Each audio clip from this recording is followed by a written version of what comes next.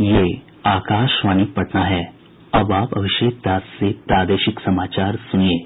पहले मुख्य समाचार।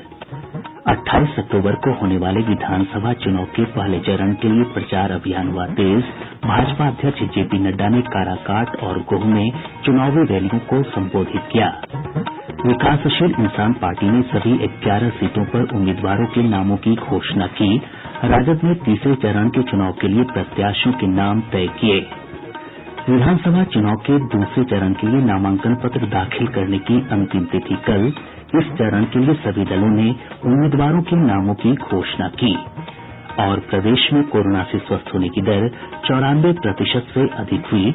1,88,000 से अधिक संक्रमित लोगों ने कोरोना को दी मात। बुलेटिन की शुरुआत से पहले ये संकल्प।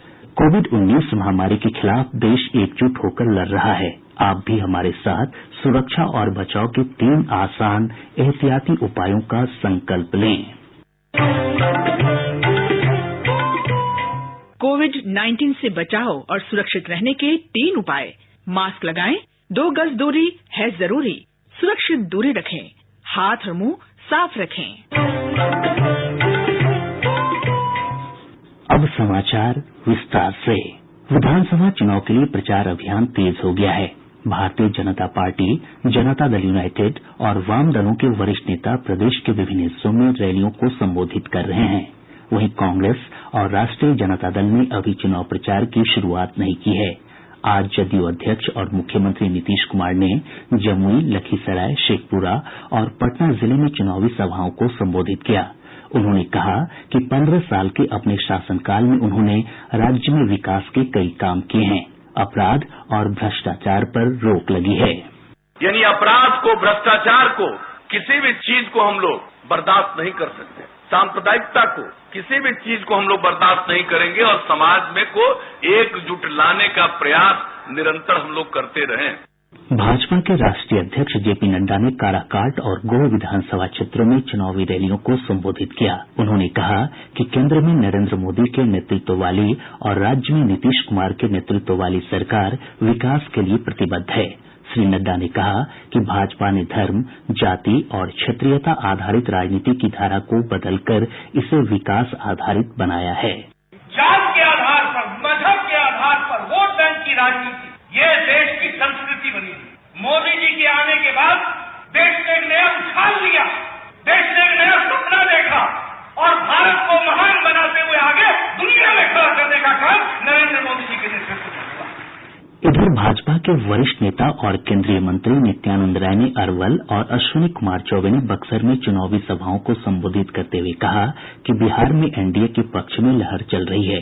पार्टी के वरिष्ठ नेता सुशील कुमार मोदी ने जमुई और औरंगाबाद में जनसभा को संबोधित करते हुए लोगों से एनडीए उम्मीदवार के पक्ष में मतदान की अपील की। समस्तीपुर में लोक जनशक्ति पार्टी के सांसद प्रिंस राज ने कहा कि उनकी पार्टी प्रधानमंत्री नरेंद्र मोदी के हाथों को ही मजबूत कर रही है। संवाददाताओं से बातचीत में उन्होंने कहा कि बिहारी फर्स्ट के विजन को लेकर लोजपा बिहार को विकसित राज्यों की श्रेणी में लाने के लिए प्रतिबद्ध है। इस बीच महागठबंधन में शामिल वाम दल भाकपा माले ने अपना चुनाव प्रचार तेज कर दिया है। पार्टी के महासचिव दीपंकर भट्टाचार्य ने पटना जिले के पालीगंज और कुछ अन्य जगहों पर रैलियों को संबोधित किया। एनडीए के घटक दल विकासशील इंसान पार्टी ने अपने सभी 11 सीटों के लिए उम्मीदवारों के नामों की घोषणा कर दी है। पार्टी अध्यक्ष मुकेश सहनी ने पटना में सूची जारी करते हुए बताया कि वे सिमरी बख्तियारपुर विधानसभा सीट से चुनाव लड़ेंगे। सुमन कुमार महासेठ को मधुबनी से, गौड़ाबौराम से स्वर्णा सिंह, अलीनगर से मिश्री लाल यादव, साहिबगंज से राजकुमार सिंह और ब्रह्मपुर से जयराज चौधरी को पार्टी ने अपना उम्मीदवार बनाया है। राष्ट्रीय जनता दल ने तीसरे चरण के चुनाव के लिए अपने उम्मीदवारों की सूची को अंतिम रूप दे दिया है। पार्टी सूत्रों के अनुसार कोचाधामन और सिंहेश्वर स्थान विधानसभा सीट पर प्रत्याशियों के नाम तय नहीं किए गए। इन दोनों सीटों पर कांग्रेस भी अपनी दावेदारी जता रही है। प्लूरल्स पार्टी ने विधानसभा चुनाव के दूसरे चरण के लिए 34 प्रत्याशियों के नामों की अपनी तीसरी सूची जारी कर दी है। पार्टी प्रमुख पुष्पम प्रिया चौधरी ने बताया कि मोनालिसा को पारू, राजीव रंजन को चनपटिया, अरविंद पासवान को राजगीर और अमरनाथ राय को दानापुर विधानसभा क्षेत्र से उम्मीदवार बनाया गया है। भाकपा माले ने आज अपना चुनावी घोषणा पत्र जारी कर दिया है।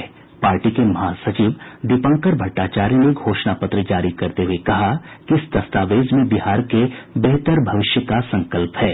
उन्होंने बताया कि यदि उनकी सरकार में भागीदारी होती है तो सबसे अधिक ध्यान रोजगार सृजन पर दिया जाएगा। साथ ही बंद उद्योग धंधों को फिर से चालू करवाना, स्वास्थ्य क्षेत्र में आधारभूत संरचनाओं का विकास और नियोजित शिक्षकों को समान काम के बदले समान वेतन की गारंटी उनकी प्राथमिकता होगी। मुजफ्फरपुर जिले के अलग अलग विधानसभा क्षेत्रों से पुलिस ने नामांकन करने आए 3 उम्मीदवारों को गिरफ्तार किया है। औराई विधानसभा क्षेत्र से सीपीआई उम्मीदवार आफताब आलम तथा कांटी विधानसभा क्षेत्र से निर्दलीय अनय राज और अंशु चौधरी को गिरफ्तार किया गया है। इन सभी ने अपना नामांकन पत्र दाखिल कर दिया है। पुलिस ने बताया कि गिरफ्तार उम्मीदवारों की अलग अलग आपराधिक मामलों में तलाश थी। जदयू से राजगीर के विधायक रवि ज्योति ने पार्टी की प्राथमिक सदस्यता से इस्तीफा देकर कांग्रेस में शामिल होने की घोषणा की है। पार्टी ने उन्हें इसी विधानसभा सीट से अपना उम्मीदवार बनाया है। सीवान जिले में 8 उम्मीदवारों पर आदर्श आचार संहिता उल्लंघन का मामला दर्ज किया गया है। इनमें राजद के अवध बिहारी सिंह, माले के अमरनाथ यादव, भाजपा के करणजीत सिंह और लोजपा प्रत्याशी वंदना कुशवाहा शामिल हैं।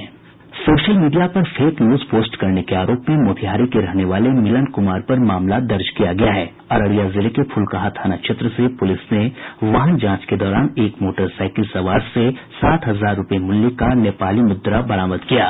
मुख्य निर्वाचन पदाधिकारी एचआर श्रीनिवास ने पटना से 20 बसों को मतदाताओं को जागरूक करने के लिए राज्य के विभिन्न क्षेत्रों में आज रवाना किया। इस अवसर पर उन्होंने कहा कि विधानसभा चुनाव ऐसे समय में हो रहा है जब पूरा देश कोविड संक्रमण से जूझ रहा है। मुख्य निर्वाचन पदाधिकारी ने बताया कि ये बस आम लोगों के बीच जाकर उन्हें कोविड के बीच सुरक्षित मतदान के तौर तरीकों के विषय में जानकारियां उपलब्ध कराएगी। उन्होंने आम मतदाताओं से कोविड गाइडलाइन का अनुपालन करते हुए अपने मताधिकार का प्रयोग करने की अपील की। प्रादेशिक समाचार आप आकाशवाणी पटना से सुन रहे हैं। विधानसभा चुनाव के दूसरे और तीसरे चरण के लिए नामांकन की प्रक्रिया जारी है। दूसरे चरण के लिए कल नामांकन पत्र भरने की अंतिम तिथि है। इस चरण के लिए सभी दलों ने अपने अपने उम्मीदवारों के नामों की घोषणा कर दी है। कल तक 340 प्रत्याशियों ने पर्चा भरा था। वहीं आज सीतामढ़ी विधानसभा क्षेत्र से भाजपा प्रत्याशी मिथिलेश कुमार और बाजपट्टी विधानसभा क्षेत्र से जदयू प्रत्याशी रंजू गीता ने नामांकन पत्र दाखिल किया है। जिले के विभिन्न विधानसभा क्षेत्रों में कुल 11 उम्मीदवारों ने आज अपने पर्चे दाखिल किए। नितिन नवीन ने बांकीपुर विधानसभा क्षेत्र से भाजपा उम्मीदवार के रूप में नामांकन पत्र भरा। वहीं लोक जनशक्ति पार्टी के कृष्ण राज ने रोसड़ा से पर्चा दाखिल किया। इधर खगड़िया से हमारे संवाददाता ने बताया है कि जिले के विभिन्न विधानसभा क्षेत्रों में 19 उम्मीदवारों ने नामजदगी का पर्चा भरा। लोजपा प्रत्याशी के रूप में रेणु कुशवाहा ने खगड़िया से, अलौली से महागठबंधन की ओर से राजद के रामवृक्ष सदा और जन अधिकार पार्टी के बोढ़न सदा ने नामांकन पत्र भरा है। और अब बात कोरोना के खिलाफ जन आंदोलन की। चलो मिलकर एक शुरुआत करें, चलो एक फैसला आज करें, मास्क नहीं तो टोकेंगे, कोरोना को रोकेंगे, चलो एक वादा करते हैं, चलो कुछ वादा करते हैं, मास्क नहीं तो टोकेंगे। मोरारजी देसाई राष्ट्रीय योग संस्थान के निदेशक डॉक्टर ईश्वर बसव्वा रेड्डी ने आकाशवाणी से बातचीत में लोगों से कोरोना वायरस की रोकथाम के लिए 3 उपायों को अपनाने की अपील की है। अभी जो अभियान चल रही है कि मास्क पहनना, 2 गज की दूरी बना रखना और हाथ धोना, ये 3 चीजें हमने पालन किया तो ये कोविड-19 को दूर करने में, प्रिवेंट करने में, को रोकने में हमें बहुत मददगार होती है। ये तीनों को हमें करना चाहिए। लेफ्टिनेंट कमांडेंट मनमोहन ठाकुर ने कोविड की रोकथाम के लिए लोगों से प्रधानमंत्री नरेंद्र मोदी द्वारा सुझाए गए 3 उपायों पर अमल करने को कहा है। कोरोना से बचना है जरूरी और मास्क इस तरह से लगाएं ताकि आपका नाक, मुंह अच्छी तरह से ढक जाए और 2 गज दूरी जरूर बनाएं। प्रदेश में कोविड मरीजों की संख्या 2 लाख के आंकड़े को पार कर गई है। आज 1276 नए मामलों की पुष्टि के साथ ही संक्रमितों की संख्या बढ़कर 2,08,25 हो गई। स्वास्थ्य विभाग की ओर से जारी रिपोर्ट के अनुसार आज सबसे अधिक पटना से 290 नये मामलों की पुष्टि हुई है। सहरसा में 66, पूर्णिया में 60, भागलपुर में 55, अररिया में 49, मुजफ्फरपुर में 48 और गया में 45 नये मामलों की पुष्टि हुई। इसके अलावा अन्य जिलों से भी पॉजिटिव मामले सामने आये हैं। आज कोविड के 804 मरीजों को उपचार के बाद छुट्टी दी गयी। अब तक 1,88,802 रोगी स्वस्थ हो चुके हैं। प्रदेश में कोरोना से स्वस्थ होने की दर 94.01% है। वहीं इस वैश्विक महामारी से पिछले 24 घंटों के दौरान 5 लोगों की मौत के साथ ही कोरोना से मरने वालों का आंकड़ा बढ़कर 972 हो गया है। राज्य में सक्रिय मरीजों की संख्या 11,050 है। देश में कोविड-19 से स्वस्थ होने की दर 87.36% हो गई है। पिछले 24 घंटों के दौरान 81,000 से अधिक कोविड मरीज स्वस्थ हुए हैं। स्वास्थ्य मंत्रालय ने कहा है कि अब तक 63,83,000 से अधिक लोग स्वस्थ हो चुके हैं। एक दिन में 67,735 लोगों में संक्रमण की पुष्टि हुई है। इसके साथ ही देश में संक्रमित होने वालों की संख्या बढ़कर 73 लाख से अधिक हो गई है। इस दौरान 660 लोगों की मौत के साथ ही मरने वालों की संख्या 1,11,266 हो गई। वर्तमान में भारत में मृत्यु दर 1.2% है, जो विश्व में सबसे कम दरों में से एक है। आज विश्व हैंड वॉशिंग दिवस है। यह दिन हर वर्ष 15 अक्टूबर को रोगों की रोकथाम के प्रभावी उपाय, हाथ धोने के महत्व के प्रति जागरूकता पैदा करने के लिए मनाया जाता है। विश्व स्वास्थ्य संगठन की क्षेत्रीय निदेशक डॉक्टर पूनम क्षेत्रपाल सिंह ने कहा कि इस वर्ष यह दिन पूरी दुनिया को यह याद दिलाने के लिए बहुत महत्वपूर्ण है कि साधारण और सस्ते उपाय से खतरनाक संक्रमण से बचा जा सकता है। उन्होंने कहा कि 10 महीने के महामारी के समय में साबुन से हाथ धोना, सुरक्षित दूरी बनाए रखना और मास्क का इस्तेमाल करना जैसे उपायों से कोरोना वायरस से काफी हद तक बचाव किया जा सकता है। औरंगाबाद जिले के मदनपुर थाना क्षेत्र में पुलिस ने 2 नक्सलियों को गिरफ्तार किया है। पुलिस ने बताया कि गिरफ्तार नक्सली महेंद्र यादव और बलदेव सिंह गुप्ता के पास से 34,500 रूपये के साथ देशी पिस्तौल, कारतूस और नक्सली पोस्टर बरामद किए गए हैं। बिहार नेत्रहीन परिषद की ओर से आज श्वेत घड़ी दिवस का आयोजन किया गया।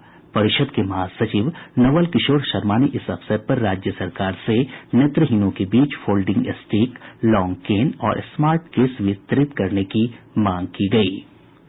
और अब अंत में मुख्य समाचार एक बार फिर। 28 अक्टूबर को होने वाले विधानसभा चुनाव के पहले चरण के लिए प्रचार अभियान हुआ तेज। भाजपा अध्यक्ष जेपी नड्डा ने काराकाट और गोह में चुनावी रैलियों को संबोधित किया।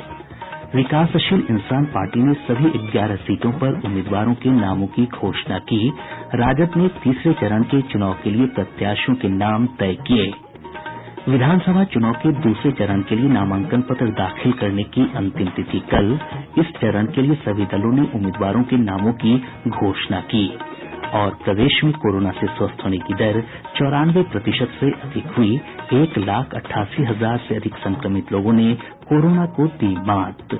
इसके साथ ही आकाशवाणी पटना से प्रसारित प्रादेशिक समाचार का ये अंक समाप्त हुआ। कोविड-19 से बचाव और सुरक्षित रहने के 3 उपाय। मास्क लगाएं, 2 गज दूरी है जरूरी, सुरक्षित दूरी रखें, हाथ और मुंह साफ रखें।